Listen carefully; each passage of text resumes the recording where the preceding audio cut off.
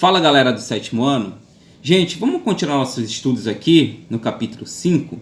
Antes das férias, nós falamos nesse capítulo sobre como a população brasileira está distribuída pelo território.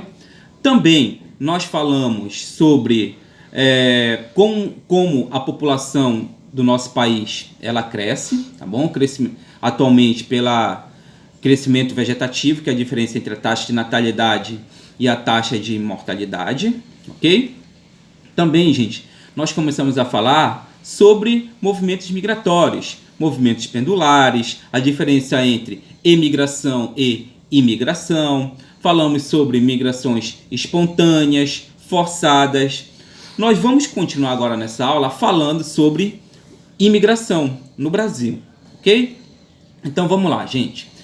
Os primeiros que chegaram no nosso país foram os colonizadores portugueses, claro, como já mencionei, na condição de colonizador, chegaram no nosso país. Depois vieram os africanos, que vieram para o nosso país na condição de escravos.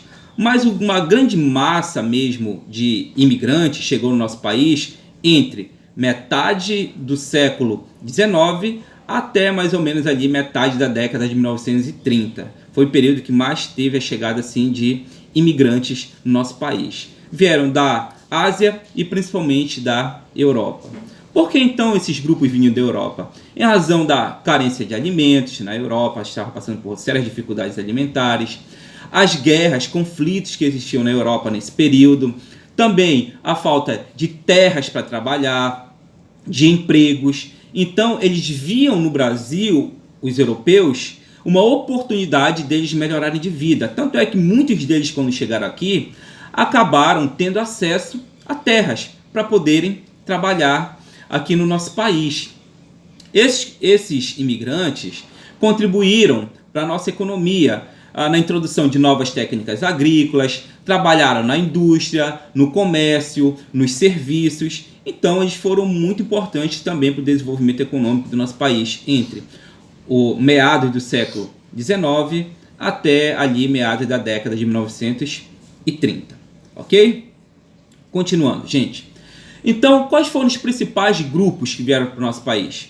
Primeiramente, aí, os africanos, que vieram entre o século XVI e o século XIX, na condição de escravos, tá bom? Esses africanos vinham sobretudo de Moçambique, Angola e Nigéria, e chegavam nos portos do Rio de Janeiro, de São Paulo, de Salvador, do Recife, de São Luís. Eram os locais que mais chegavam esses escravos, vindo principalmente desses três países aí, de Moçambique, Angola e Nigéria. Ok, gente? Um outro grupo que veio para o nosso país, principalmente nesse período que eu datei para vocês, meados do século XIX até meados da década de 1930, foram os alemães, que se dirigiram sobretudo para a região sul e na região sudeste se concentraram em São Paulo. Na região sul, desenvolveram atividades agrícolas, também atividade relacionada à pecuária, ao artesanato.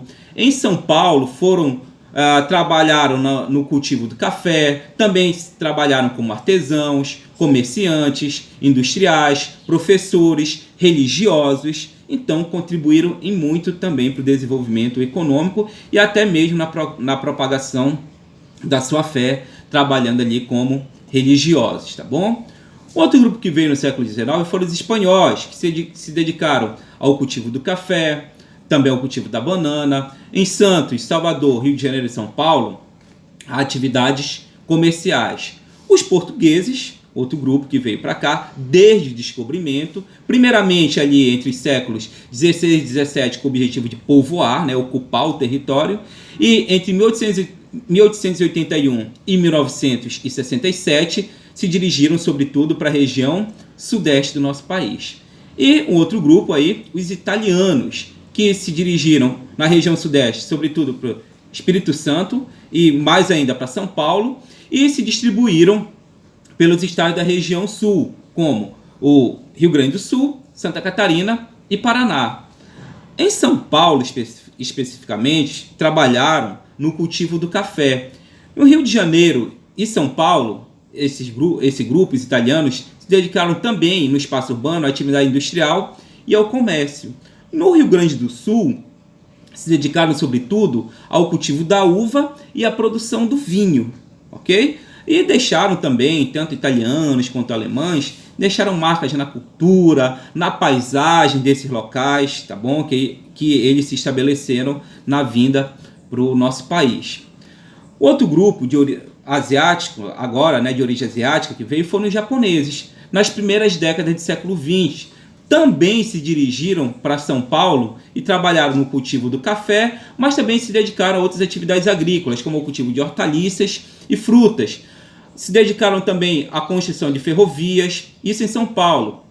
Mas também muitos japoneses se dirigiram para a região norte do país, se estabelecendo também em grande medida no estado do Pará, né? Se dedicando ao cultivo da pimenta do reino e da juta. No espaço urbano desses locais onde os japoneses se fixaram, também se dedicaram à atividade comercial, ok? Outros grupos que vieram para o nosso país, além desses que eu mencionei aí, italianos, japoneses, espanhóis, alemães, outros grupos que vieram foram os eslavos, né, formados ali por russos, ucranianos, poloneses, ok? E também sírios libaneses foi um outro grupo que veio para o nosso país, certo, gente? Galera, quero falar com vocês agora sobre o êxodo rural, que é também uma modalidade de movimento migratório. O que é o êxodo rural? O êxodo rural consiste na mudança de pessoas do campo para a cidade, em busca de melhores condições de vida.